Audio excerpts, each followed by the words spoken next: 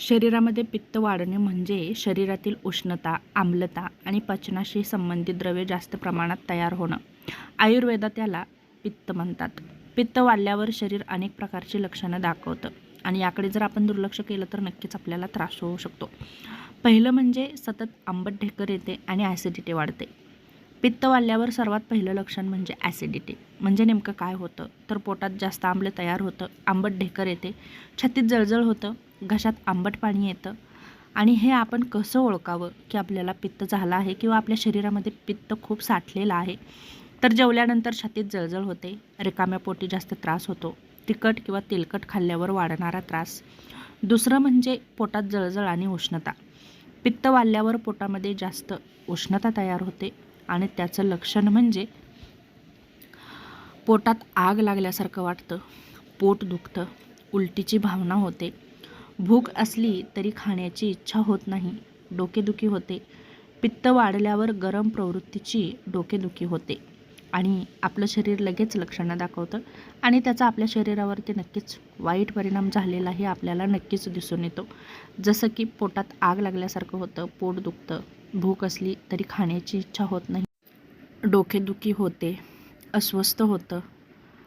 त्याचप्रमाणे आपलं शरीर आणखी लक्षणं दाखवतं. त्याच्यामध्ये म्हणजेच लूज मोशनही आपल्याला नक्कीच होऊ शकतं, दमल्यासारखं होतं, कपाळामध्ये ठणका जाणवतो, डोळ्याभोवती वेदना होतात, उन्हात गेल्यावर डोकेदुखी खूप वाढते, तोंडामध्ये कडूपणा किंवा आंबट चव येते. पित्त वाढल्यावर तोंडाची चव बदलते, तोंड कडू कडू लागतं, काही खावंसं वाटत नाही, सकाळी उठल्यावर आंबट चव येते, तोंड कोरडं पडतं, तोंडाला दुर्गंधी येते, त्वचेवर पुरळ किंवा लाल चट्टे येतात. पित्त वाढल्यावर त्वचेवरही परिणाम दिसतो, जसं की आपल्या अंगावर लाल पुरळ येतात, त्वचा लाल होते, खाज सुटते, त्वचा गरम वाटते. कधीकधी पित्तामुळे त्वचेचे आजार देखील होऊ शकतात, जसं की डोळ्यात जळजळ होते. पित्त वाढल्यावर डोळ्यावर उष्णतेचा परिणाम होतो, डोळे कोरडे पडतात, डोळ्यातून पाणी येतं, जास्त घाम येतो.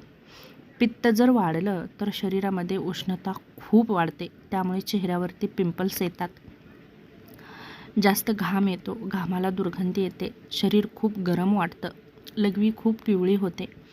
पित्त वाढल्यावर शरीरातील उष्णता लघवीतूनही दिसते आणि त्याचा आपल्या शरीरावरती परिणामही झालेला दिसतो, कारण लघवी करताना जळजळ होते, लघवी खूप कमी होते, गडद पिवळी होते.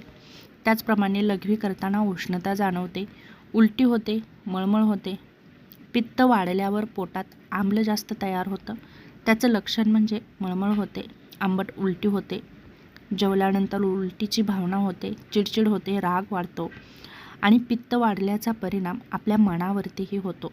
याचं पहिलं लक्षण म्हणजे आपल्याला खूप पटकन राग येतो, छोट्या छोट्या गोष्टीवरून आपण खूप चिडचिड करतो, अस्वस्थ वाटतं, झोप नीट लागत नाही, तोंडात आणि जिभेवरती जखमा होतात.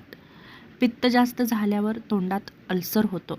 याचं पहिलं लक्षण म्हणजे जिभेवर फोड येतात, तोंडामध्ये खूप जखमा होतात, खाल्ल्यावर जळजळ होते, जुलाब होतं. काही लोकांमध्ये पित्त वाढल्यानंतर जुलाब होतात. त्याचं लक्षण म्हणजे पातळ शौच होते, शौचाला जळजळ होते, वारंवार शौचाला जावं लागतं आणि यामुळे आपल्या शरीरातील पाणी कमी होतं, त्वचेचे आजार होतात. पित्त वाढल्यावर शरीरात मुख्यतः जळजळ होतं, उष्णता वाढते आणि आंबटपणा खूप जाणवतो. त्याचप्रमाणे लालसरपणा जाणवतो, चिडचिड होते.